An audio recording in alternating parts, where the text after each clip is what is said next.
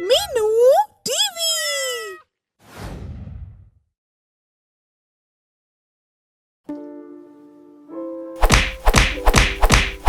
धनकपुर गांव अपनी गरीबी के लिए जाना जाता था।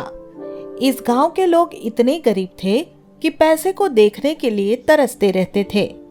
एक शाम धनकपुर के लोग आरती के समय मंदिर में इकट्ठा हुए और भगवान से प्रार्थना करने लगे।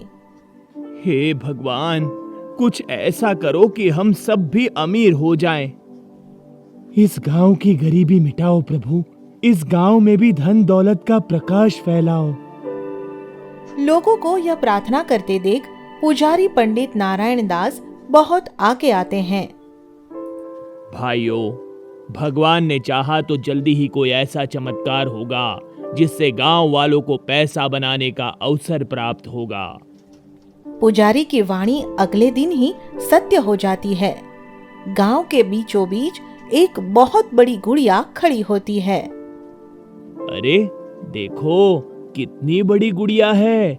इसके हाथ में तो डंडा भी है। शायद भगवान का चमत्कार है। पुजारी यह कह ही रहा होता है कि तभी वह गुड़िया हंसने खिलखिलाने लगती है।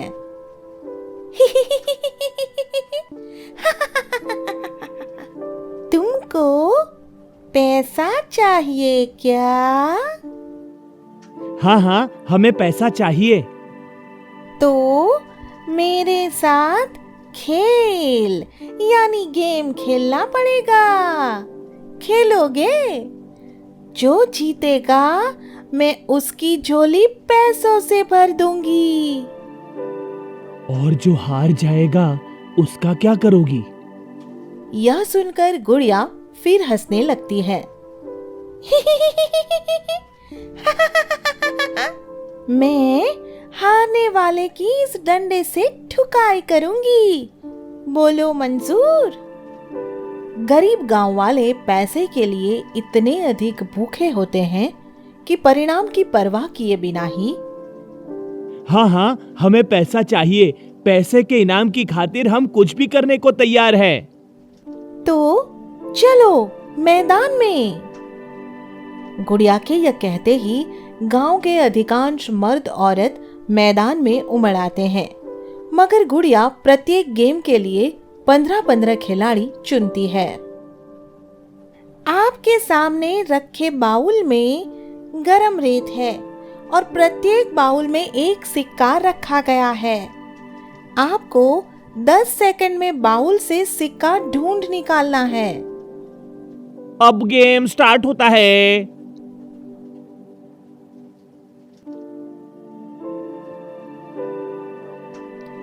शाबाश, तुमने अच्छा किया। इनाम लो और जाओ। मुझसे नहीं हो पाया। प्लीज माफ कर दो। माफी?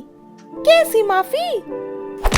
इस तरह 15 में से 10 ही इस गेम में पास हो पाते हैं और बाकी 5 मात खा जाते हैं। अबे 15 में से 5 की तो इस कमबख्त ने हड्डी पसली 1 कर दी। अबे अगला नंबर हमारा है। अपनी सोच क्या होगा? इस गेम के दौरान गुड़िया का भयंकर रूप देखकर गांव के कई बुजुर्ग आदमी तरह तरह की बातें करने लगते हैं। अरे गुड़िया तो कोई शैतानी गुड़िया लगती है। देखो ना, खेल में हारने वालों को कितनी बुरी तरह मारती है। इसका तो कुछ करना पड़ेगा, नहीं तो ये गांव के आधे लोगों की कुटाई कर उनकी हड्डियां तोड़ डालेगी। इसका तो मुझे ही कोई इलाज करना पड़ेगा। यह कहकर बूढ़ा पुजारी गुड़िया पर नजर रखना शुरू कर देता है। कल का गेम इससे भी अधिक सख्त होगा। तुम सब पर सख्ती से नजर रखना। पर कल खेल कौन सा खेला जाएगा? झंडा गाड़ने का गेम। 20 सेकंड में बाउंड्री पर झंडा गाड़कर मुझ तक आना होगा। रेत के नीचे पथरीली जमीन पर झंडा गाड़ना आसान नहीं होगा। और फिर मैं फिर मैं क्या? फिर मैं हारने वाले हर खिलाड़ी को मार डालूंगी।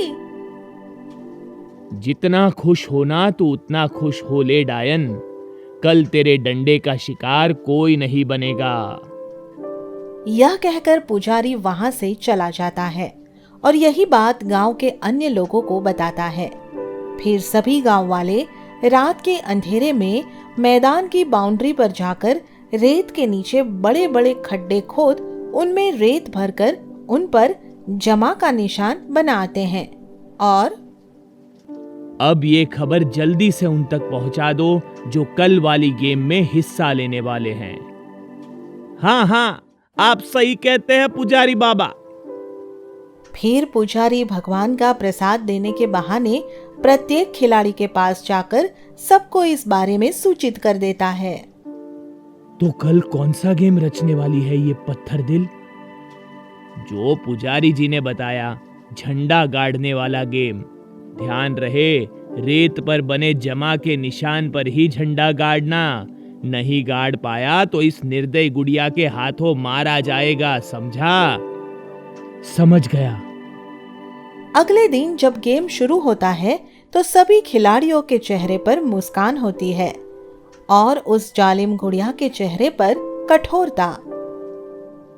प्रत्येक को 20 सेकंड के भीतर मैदान की बाउंड्री पर जाकर झंडा गाड़कर मेरे पास वापस आना है।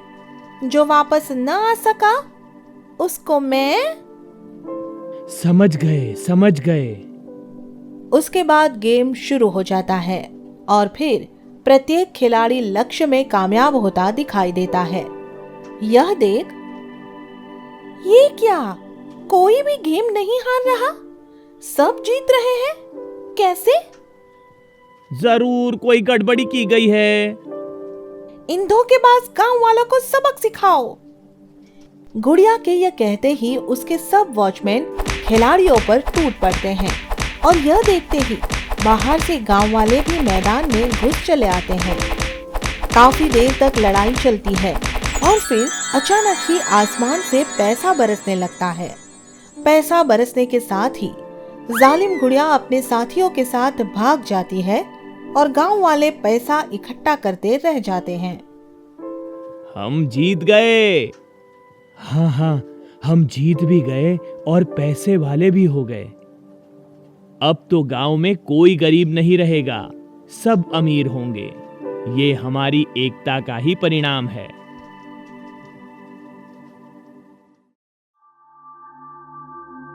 गोपी की गांव के चौक में एक छोटी सी दुकान थी।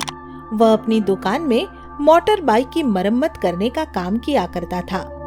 उसकी दुकान गांव में होने के कारण उसके पास कम ही ग्राहक आते थे और इसलिए उसकी आमदनी अच्छी नहीं हो पाती थी। घर में हमेशा पैसे की कमी खलती रहती थी। कहने को तो बाइक मैकेनिक हो, पर आमदनी 2 पैसे की नहीं है। ना अच्छा खाना, ना अच्छे कपड़े। आपसे शादी करके तो किस्मत ही फूट गई मेरी। मैं क्या करूं सोना, मेरी दुकान पर ग्राहक ही नहीं आते, फिर आमदनी कहां से हो? तो छोड़ क्यों नहीं देते इसे? कोई ऐसा काम करो ना जिससे कुछ आमदनी हो। घर में गोपी के साथ यह कहासुनी कभी कभार नहीं बल्कि रोज की ही होती थी, इसलिए वह हमेशा परेशान रहता था। यार गोपी, तू भी नीरा भोंदू है, भोंदू। बाइक का इतना अच्छा मैकेनिक है और दुकान कहाँ की है? गांव में। क्या करूं दोस्त, शहर में दुकान करने के लिए मेरे पास पैसा भी तो नहीं है। मगर यहाँ दुकान करने का फायदा क्या है? फायदा यही है दोस्त कि गुजारे लायक पैसा बन जाता है। यहाँ रहकर कुछ नहीं होने वाला। याद रखना, तू गरीब है और हमेशा गरीब ही रहेगा। गोपी का दोस्त अमन उसे यह समझाकर चला जाता है, मगर उसकी एक बात गोपी के कानों में बार बार गूंजती रहती है। कुछ ऐसा काम कर जिससे तेरी किस्मत बदल सके, वरना यही पड़ा रह जाएगा। अमन की इस बात को गोपी भूल नहीं पाता है और फिर एक दिन, अरे मिट्टी के इतने सुंदर खिलौने, कार, बस, बाइक आदि देखो ना, सब के सब असली लग रहे हैं। अगर इनमें से कोई एक खिलौना असलियत वाली बाइक बन जाए तो कितना अच्छा हो। यह सोचकर गोपी मिट्टी की एक बाइक बनाने की ठान लेता है और फिर दिन रात एक करके एक मिट्टी की अद्भुत बाइक बना लेता है। ये तो सचमुच ही सबसे अनूठी बाइक बन गई, मेरी मिट्टी की बाइक। अब इसे चला कर देखता हूं।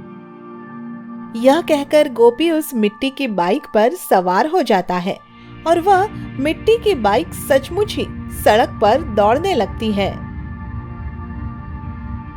मेरे सपनों की बाइक, चल चल तू मेरी मिट्टी की बाइक, चल चल तू मेरे सपनों की बाइक, चल चल तू मेरी मिट्टी की बाइक, चल चल तू। मिट्टी की बाइक की मस्त चाल देखकर गोपी फूला नहीं समाता है और उसे देख देख कर खुश होते हुए खुद से कहता है, अब मैं अपनी इस मिट्टी की बाइक पर सोना को घुमाऊंगा। बेचारी कभी साइकिल पर भी नहीं बैठी है, बाइक पर बैठेगी तो खुश हो जाएगी। यही सोचते सोचते गोपी बाइक पर सवार होकर अपने घर की तरफ चल पड़ता है और घर पहुंचकर सोना से कहता है, देखो देखो मेरी मिट्टी की बाइक, बताओ ये दुनिया की सब बाइक से अनोखी बाइक है कि नहीं? आपने तो सच में कमाल कर दिया जी। यह मिट्टी की बाइक तो सचमुच दुनिया की सब बाइक से अनोखी बाइक है। ऐसी बाइक तो अमीर लोगों के पास भी नहीं होगी। आज मान गई कि तुम ही मेरे असली हीरो हो जी। मान गई तो अब चलो बाइक पर बैठो। यह कहकर गोपी अपनी पत्नी को बाइक पर बैठाकर उसे घुमाने निकल जाता है। वह जिधर भी जाता है उसकी मिट्टी की बाइक को देखकर लोग हैरत में पड़ जाते हैं। अरे देखो देखो मिट्टी की बाइक, कितनी सुंदर बाइक है। हाँ भाई, दुनिया की सबसे अनोखी बाइक है। मिट्टी की बाइक तो इससे पहले कभी देखी ही नहीं। इस गोपी ने तो कमाल ही कर दिया है भाई। इस तरह जो भी गोपी की मिट्टी की बाइक को देखता है वही उसे बहुत पसंद करता है और उसकी खूब बड़ाई भी करता है। इस तरह कुछ दिन बीत जाते हैं और फिर एक रोज गोपी की बाइक उसकी दुकान के सामने खड़ी होती है तो सड़क पर एक ट्रक फुल स्पीड से आता है और अरे मेरी बाइक, मेरी मिट्टी की बाइक तो बिल्कुल खत्म हो गई। सत्यानाश हो इस ट्रक वाले का, मेरी बाइक को रौंद कर निकल गया। अब रोने और पछताने से क्या होगा दोस्त, अब तो तुझे नई बाइक बनानी पड़ेगी। मिट्टी का बाइक टूट जाने से गोपी को ही नहीं बल्कि उसकी पत्नी को भी गहरा दुख पहुंचता है। हमारी मिट्टी की बाइक को न जाने किसकी नजर लग गई जी। गरीब के पास कोई अनोखी चीज दुनिया को अच्छी ही नहीं लगती। कितने प्यार से बनाई थी मैंने, कभी सोचा भी नहीं था कि उसकी ऐसी दुर्गति होगी। जी में तो आ रहा था कि उस ट्रक वाले की जान ले लूं, पर तुम्हारा ख्याल आ गया। नहीं जी, किसी की जान लेने की मत सोचो, तुम कुछ नया करने की सोचो। अब की बार इससे भी बढ़िया बाइक बनाकर दिखाओ। इसके कुछ दिन बाद ही गोपी एक सड़क से गुजर रहा था तो उसने देखा कि अरे शहर में बाइक रेस का आयोजन होने वाला है और जीतने वाले को 20 लाख का इनाम मिलेगा। अगर मैं इस रेस को जीत लूं तो 20 लाख रुपए मेरी तकदीर बदल सकते हैं। यही सोचते सोचते गोपी अचानक ही उदास हो जाता है। मगर मैं इस रेस में भाग कैसे ले सकता हूं? मेरे पास बाइक तो है ही नहीं। इसके लिए तो मुझे एक और बाइक बनानी पड़ेगी। क्या मैं इतनी जल्दी बना सकूंगा? अगर हिम्मत करूं तो शायद बना भी सकता हूं। यह विचार करके गोपी मिट्टी का एक नया बाइक बनाने की ठान लेता है और फिर दोबारा से एक नया मिट्टी का बाइक बनाने में जुट जाता है। वह दिन रात की मेहनत से फिर से एक बहुत अनोखा मिट्टी का बाइक बना लेता है और फिर उससे बाइक रेस में भाग लेने पहुंच जाता है। अरे देखो देखो, गरीब मैकेनिक गोपी को देखो, मिट्टी का खिलौना लेकर बाइक रेस जीतने आया है। हमारी महंगी बाइक से इस मिट्टी के बाइक का क्या मुकाबला। इनके सामने कितनी देर तक टिक पाएगी। कितना ही मजाक उड़ा लो, मगर देखना, इस रेस को तो मेरी मिट्टी की बाइक ही जीतने वाली है। इस तरह बाइक रेस शुरू हो जाती है और गोपी की मिट्टी की बाइक देखते ही देखते बहुत तेज दौड़ने लगती है। लोग उसकी बाइक की स्पीड देखकर हैरान रह जाते हैं और वह सबसे आगे निकल जाती है। इस तरह गोपी बाइक की रेस को जीत लेता है। गोपी, तुमने तो सचमुच कमाल कर दिया। अपने मिट्टी के बाइक से सबका घमंड तोड़ दिया। ये जीत मिट्टी के बाइक की नहीं, बल्कि सच्ची मेहनत और लगन की है श्रीमान जी। सच्ची मेहनत और लगन से आदमी मिट्टी को सोना बना सकता है। मैंने भी वही किया है। गोपी की यह बात सुनकर सब तालियां बजाने लगते हैं और साथ ही यह सबक भी सीख जाते हैं कि सफलता महंगे साधनों पर नहीं, बल्कि सच्ची मेहनत और लगन पर निर्भर करती है। आगे की मजेदार स्टोरी के लिए चैनल को सब्सक्राइब करें और बेल आइकन प्रेस करना ना भूलें।